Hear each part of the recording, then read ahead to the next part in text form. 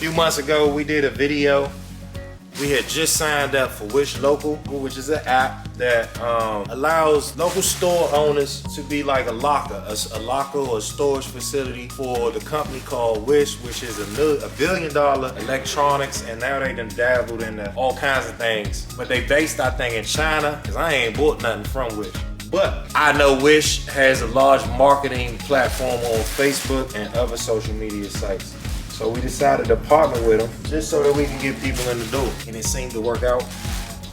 Very unorthodox system that they had. It was kind of weird when we first got the first order of stuff in.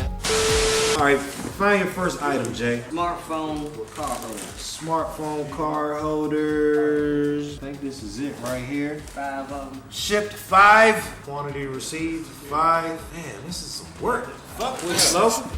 We did not know how to organize it. Organization method. They didn't give us no, you know what I'm saying, videos or no instruction on how to organize the stuff. So the stuff was just coming in boxes and we just left them in boxes. People would come to pick the stuff up and it was kind of like putting a puzzle together almost. You gotta go through 4 or 5 boxes to figure out where the stuff is at. We finally came up with an organized way of doing it, which was they now send the packaging like this. Each package has a label on it like this. And what we found that works for us, as far as people coming in, is if they would come in, we would scan a QR code, which would give us this package number. Now we could find a package within a few seconds because we took, through the show, we decided to take the last digit of each package and create a section for it. When we found the actual number on the customer's package, kind of got a little system.